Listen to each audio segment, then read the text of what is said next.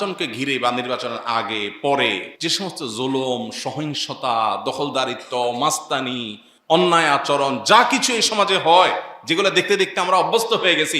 আর যাই হোক, আমি কোনো দলের প্রতি আনুগত্য আমার থাকতে পারে, এমনকি কোনো ইসলামিক দলের প্রতি আনুগত্য থাকতে পারে, কিন্তু আমি এমন কিছু করব না যেটা আমার আল্লাহ এবং তার রাসূল নিষেধ করেছেন। যদি সেটা দিনের খাতিরেও করি আমি, তারপরে সেটা আমার গুনাহের কারণ হবে। নির্বাচনকে ঘিরে সারা দেশের প্রত্যেকটা মানুষ এক ধরনের কৌতূহল, এক ধরনের আশঙ্কা, এক ধরনের ভয়, এসব কিছুর মিশেলে আমাদের মনে মস্তিষ্কে এখন শুধুই আমাদের দেশের জাতীয় নির্বাচন।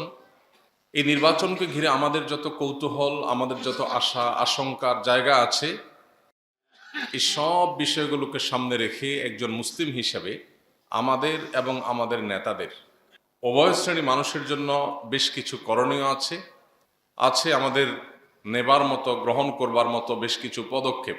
আমরা এর আগেও আপনাদেরকে স্মরণ করিয়েছিলাম। নির্বাচনের এই সময়টাতে সাধারণ মানুষ এবং আমাদের নেতৃবৃন্দ, এই উভয় শ্রেণীর মানুষের জন্য আল্লাহর তরফ থেকে বহুত বড় একটা পরীক্ষার সময়। এই পরীক্ষাটা হলো আমানত রক্ষার পরীক্ষা। সাধারণ মানুষ হিসাবে আমরা আমাদের প্রতি অর্পিত আমানত কতটা রক্ষা করতে পারছি, আর আমাদেরকে যারা শাসন করতে বা আমাদের যারা দায়িত্বভার গ্রহণ করতে ইচ্ছুক, তারা আল্লাহর দেওয়া আমানতকে রক্ষা করবার জন্য কতটা প্রস্তুত, এই পরীক্ষা দেওয়ার সময় হলো আমাদের জন্য এই সময়টা। আল্লাহ সুবহানাহু ওয়া তাআলা কোরআনে কারিমে বলেছেন, ইন্নাল্লাহা ইয়ামুরুকুম আন তুআদ্দুল আমানাতি ইলা আহলিহা। আল্লাহ নির্দেশ করছেন তোমাদেরকে, এই তোমাদের মধ্যে ভোটারও আছেন, প্রার্থীও আছেন, দলের কর্মীও আছেন, সাধারণ মানুষও আছেন। আল্লাহ তাআলা সর্বস্তরের মুসলমানদেরকে লক্ষ্য করে বলছেন যে আল্লাহ তাআলা তোমাদেরকে অর্ডার করছেন, আল্লাহ তাআলা তোমাদেরকে নির্দেশ করছেন যে আল্লাহর সামনে দাঁড়াতে হবে। তিনি নির্দেশ করছেন আনতু আদ্দুল আমানাতে ইলা আহলিহা, আমানত যথাস্থানে যেন পৌঁছে দেয়া হয়। তোমরা আমানত যথাস্থানে পৌঁছে দাও, এই মর্মে আল্লাহ তোমাদেরকে নির্দেশ করেছেন। আমানতকে অপাত্রে পৌঁছে দিবে না। নির্বাচন এবং ভোটের এই রাজনীতিকে ঘিরে সর্বস্তরের সাধারণ মানুষের মধ্যে এক ধরনের শঙ্কা, আশা এবং বিশেষ করে দেশকে ঘিরে এক ধরনের অজানা কৌতূহল, বিশাল বড় একটা আকাঙ্ক্ষার জায়গায় তৈরি হয়েছে। বিশেষ করে নতুন পরিস্থিতিতে, নতুন পরিবেশে, পট পরিবর্তনের ভিত্তিতে প্রত্যেকটা মানুষ আমরা অনুভব করি এই দেশটা যে জায়গায় থাকার কথা ছিল তার চাইতে অনেক নিচে অবস্থান করছে সব দিক থেকে। অর্থনীতি বলি, নাগরিক সুযোগ সুবিধা বলি, নিরাপত্তা বলি, আইন শৃঙ্খলা বলি, বিচার ব্যবস্থা বলি, এমন একটা সেক্টর নাই এই দেশে যে একটি সেক্টর নিয়ে জনগণ বলতে পারে এই সেক্টরটাতে পৃথিবীর যে কোনো দেশের চাইতে আমরা ভালো আছি। এরকম একটা সেক্টরও হয়তো এই দেশে মানুষ খুঁজে পায় না, যার কারণে আমাদের মনের ভিতরে অনেক আবেগ, অনেক আশা আকাঙ্ক্ষা। নির্বাচন আসলে সে আশা আকাঙ্ক্ষা আরো বেড়ে যায়। প্রিয় ভাইরা আমার, একজন মুসলমান হিসেবে আমাদের সমস্ত অবস্থা, দুরবস্থা, ভালো মন্দ সব কিছুর নিয়ন্ত্রক আল্লাহ রাব্বুল আলামিনকে আমরা মনে প্রাণে বিশ্বাস করি। যদি তাই হয়ে থাকে, তাহলে আজকে যে আমাদের দুরবস্থা আমরা দেখতে পাচ্ছি স্বাধীনতার 50 বছর পরও, এমন কোনো বিভাগ এদেশে আমরা খুঁজে পাই না যে একটা বিভাগ নিয়ে আমরা বলতে পারি যে পৃথিবীর অন্য দেশগুলোর সাথে টেক্কা দিয়ে অগ্রসর হওয়া দূরের কথা, অন্তত তাল মিলিয়ে সমান্তরাল জায়গা আমরা যেতে পেরেছি, সেটাও আমরা বলতে পারি না। বিচার নাই, জোর জার মুল্লুকতার, অপশাসন, দুর্নীতি, অনিয়ম, খাদ্যে ভেজাল, কি নাই? এই যে দুরবস্থা, এই দুরবস্থার জন্য আমরা দায়ী করি আমাদের রাজনীতিবিদরা হয়তো দায়ী করে আমাদের ভোটারদের। সন্দেহাতীতভাবে আমাদেরই ঘুরে ফিরে দায়। কারণ আল্লাহ তাআলা বলেছেন, যহরাল ফাসাদু ফিল বাররি ওয়াল বাহরি বিমা কাসাবাত আইদিন নাস। স্থলে এবং জলে যত রকমের ব্যত্যয় তোমরা দেখো, যা হওয়ার কথা ছিল হচ্ছে তার উল্টোটা, যা দেখার কথা ছিল দেখছো তার ভিন্নটা। এই যে ব্যত্যয়, এই যে ফাসাদ, এই যে অনিয়ম, এই যে বিশৃঙ্খলা, এই যে অপ্রত্যাশিত চিত্র এবং পরিবেশ তোমরা দেখতে পাও, এটা কেন দেখতে পাও? মানুষের হাতের কামাইয়ের ফসল হিসাবে দেখতে পাও। সমাজে আমরা যা দেখতে পাই এগুলো আমাদের কর্মকাণ্ডের ফসল। আল্লাহ সুবহানাহু ওয়া তাআলা সেজন্য বলেছেন, ইন্নাল্লাহা লা ইউগাইয়িরু মা বিকাউমিন, কোন জাতি কোন সম্প্রদায়ের অবস্থার পরিবর্তন আল্লাহ করবেন না। আমরা যে অপশাসন, আমরা যে বিচারহীনতা, আমরা যে জোরজার মুল্লুকতার, আমরা যে দুর্নীতি, আমরা যে অন্যায় অনিয়মের মহাসমুদ্রে হাবুডুবু খাচ্ছি, এই অবস্থার ব্যাপারে আল্লাহ বলছেন, আল্লাহর এই আয়াতকে অবস্থার ক্ষেত্রে আমরা ফিট করতে পারি যে আল্লাহ তাআলা কোনো জাতির অবস্থা পরিবর্তন করবেন না, অতএব আমাদের অবস্থারও পরিবর্তন হবে না হাত্তা ইউগাইয়িরু মা বিআনফুসিহিম, যাবত না আমরা নিজেদের অবস্থা নিজেরা পরিবর্তন না করি। আমরা যদি সিদ্ধান্ত নেই আমি যা উল্টাপাল্টা করি এগুলো সব ঠিক থাকবে, অফিসে, আদালতে, কর্মস্থলে, আমার ব্যবসা প্রতিষ্ঠানে, যেখানে থাকি না কেন মানুষকে ফাঁকি দেওয়ার চেষ্টা করব, 2 নম্বরই করার চেষ্টা করব, ধানাই পানাই করার চেষ্টা করব, মসজিদে মুসলমান, বাহিরে মুনাফিক সাজার চেষ্টা করব, আমি যদি আমার সব অবস্থাগুলোকে খারাপ রাখি আর আশা করি দেশ ঠিক হয়ে যাবে, এটা হবে বোকার স্বর্গে বসবাস। অতএব ভোটের এই রাজনীতিকে সামনে রেখে আমি সর্বস্তরের সাধারণ মানুষের কাছে বিনীতভাবে উদাত্ত আহ্বান রাখতে চাই। নাম্বার 1, আমাদের অবস্থা পরিবর্তনের জন্য, আমাদের জাতিগত, জাতীয়, সার্বিক, সামগ্রিক অবস্থার পরিবর্তনের জন্য অপশাসন, দুর্নীতি, বিচারহীনতা, অন্যায়, অনিয়ম, যত রকমের অনাচার এই সমাজকে গ্রাস করে আছে, এটা থেকে মুক্তি পাবার জন্য আমাদের উচিত গণতওবা করা। আমাদের উচিত আত্মজিজ্ঞাসার মুখোমুখি হওয়া। আমি যদি এমপি বা মন্ত্রী হওয়ার সুযোগ পাই, আমি কি আমার আত্মীয় স্বজন, বন্ধু বান্ধব এদের চেহারার দিকে না দেখে নিয়ম এবং শৃঙ্খলার দিকে তাকিয়ে চলতে পারবো কি না? সে আত্মবিশ্বাস আমার নিজের বেলায় আছে কিনা?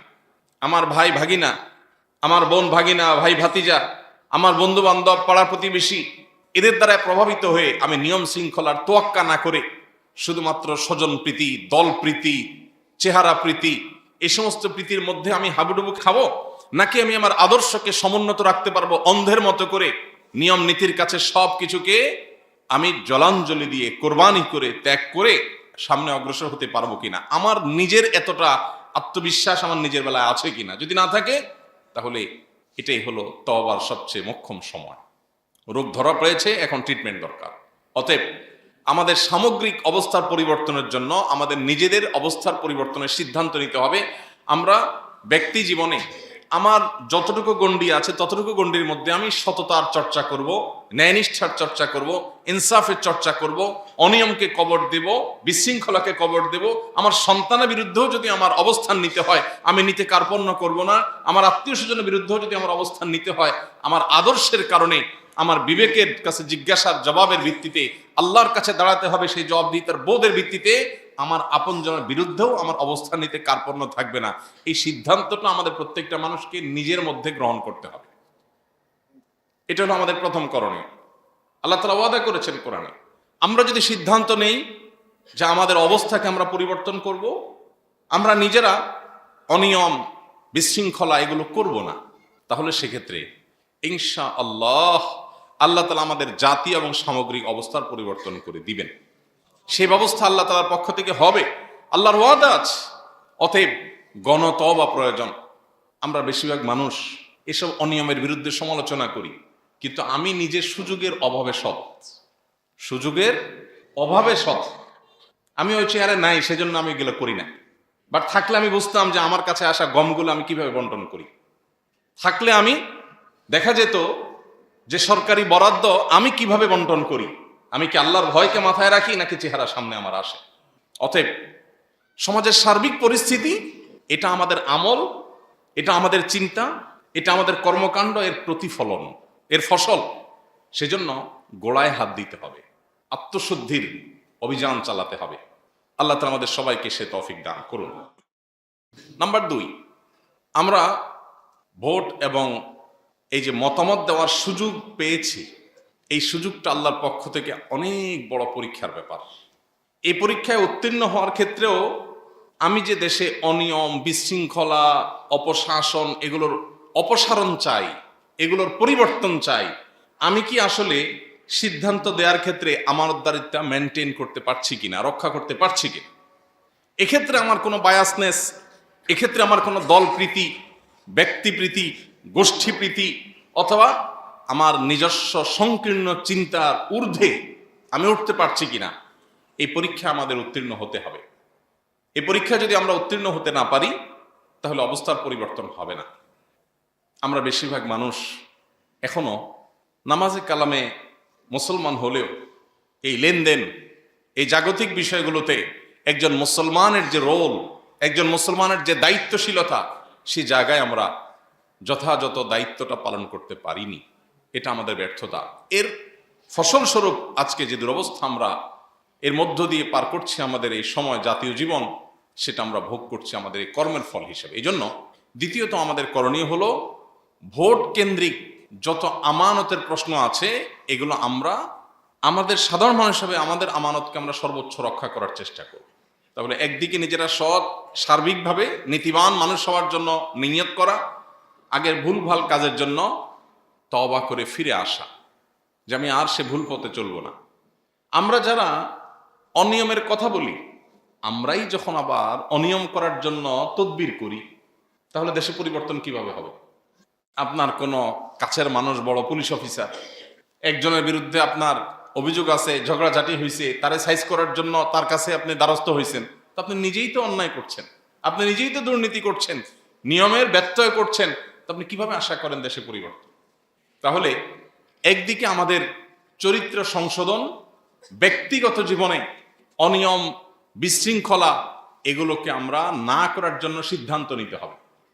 আপনি দেখুন, যেখানে রাস্তা পার হওয়া নিষেধ, পায়ে হেঁটে রাস্তা পার হওয়া নিষেধ, কারণ হাইওয়ে অনেক গাড়ি চলাচল করে, রাস্তা পার হতে গেলে গাড়িগুলোর গতি থামিয়ে যেতে হয়, জ্যামের সৃষ্টি হয়, দুর্ঘটনার সম্ভাবনা থাকে, সেজন্য ফুট ওভার ব্রিজ করে দেওয়া আছে যে ওইটা পার হন।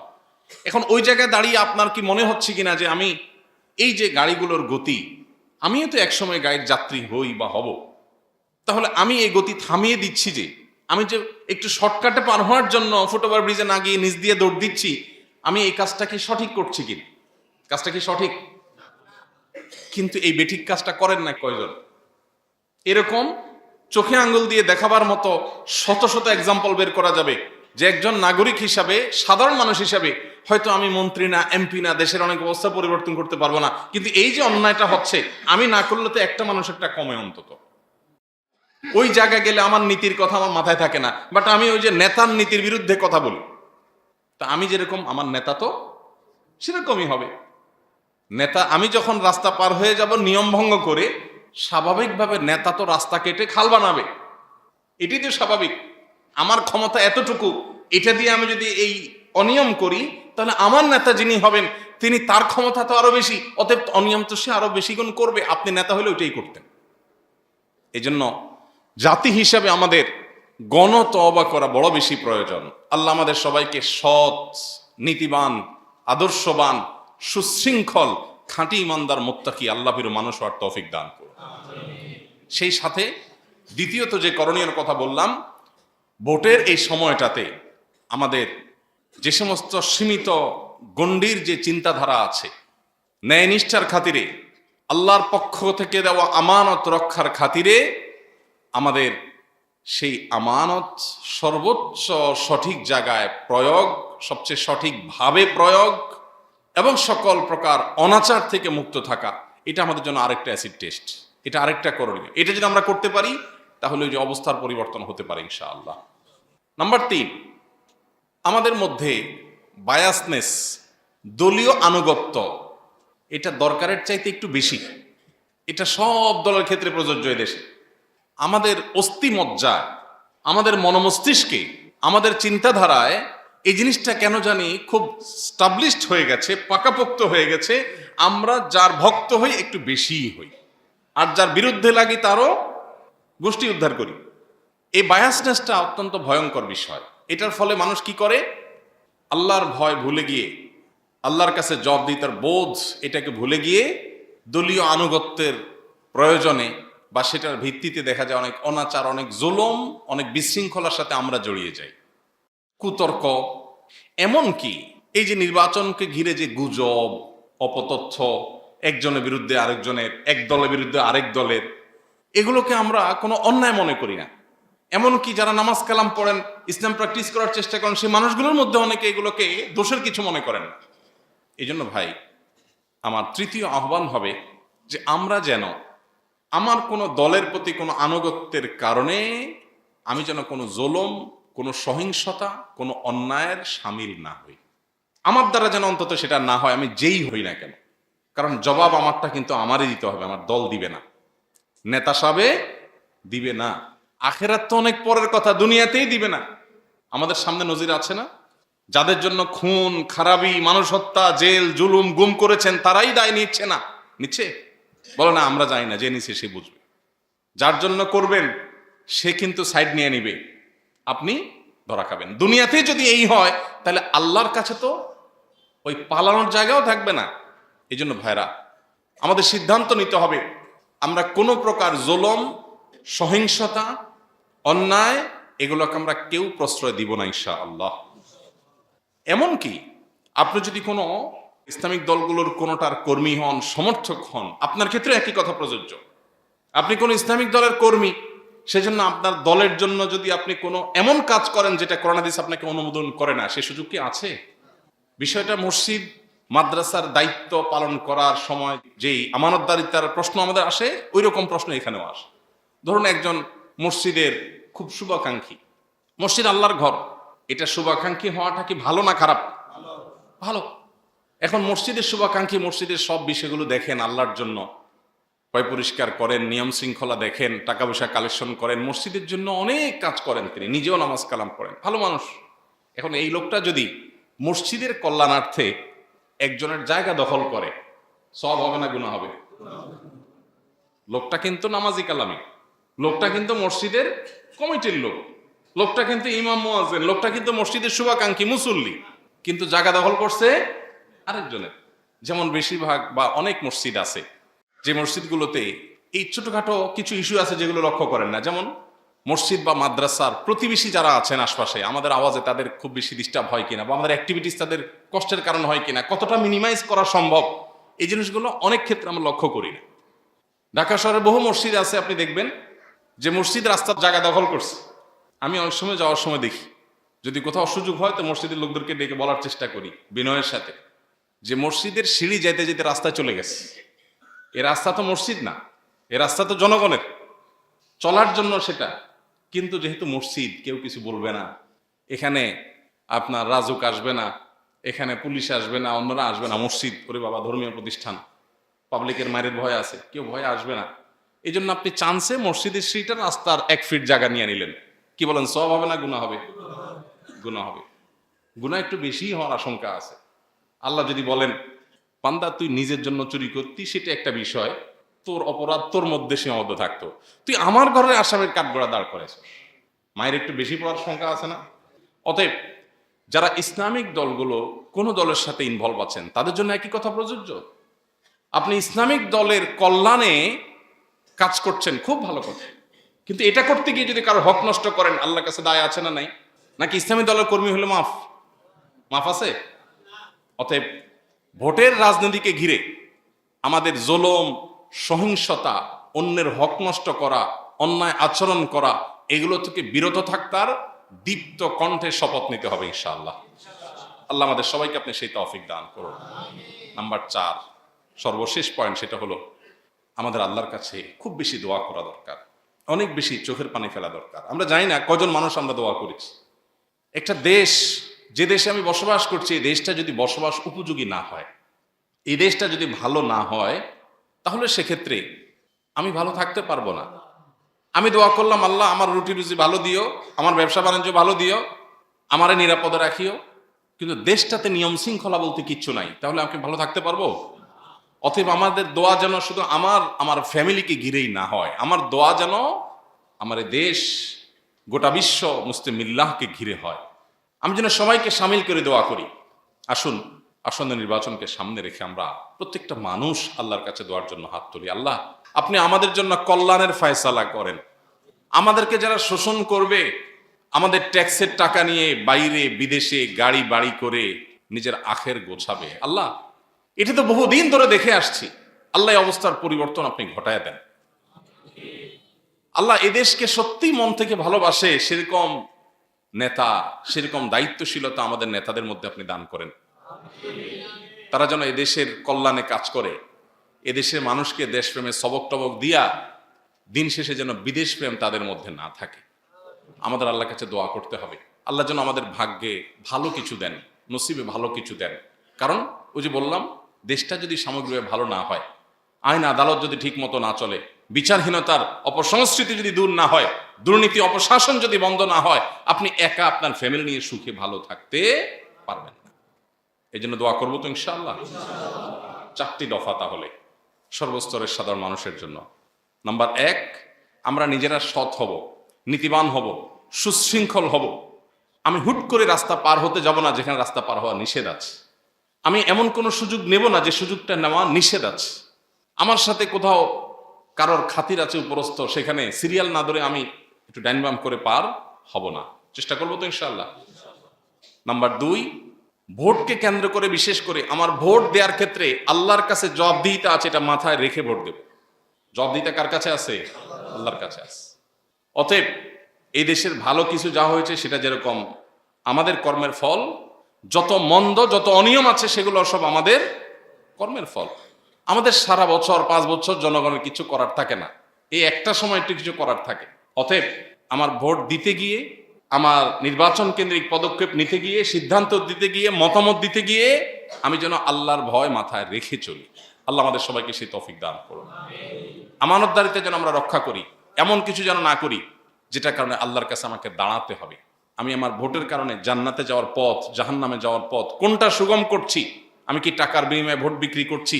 আমি কি বায়াসনেসের ভিত্তিতে করছি, নাকি আমার বিবেকের কাছে, আল্লাহর কাছে জবাবদিহিতার জায়গা থেকে আমার সঠিক সিদ্ধান্ত, আল্লাহ আমাকে যেটা বোঝার তৌফিক দিয়েছেন সেটা আমি নিতে পারছি? এটা গুরুত্বপূর্ণ।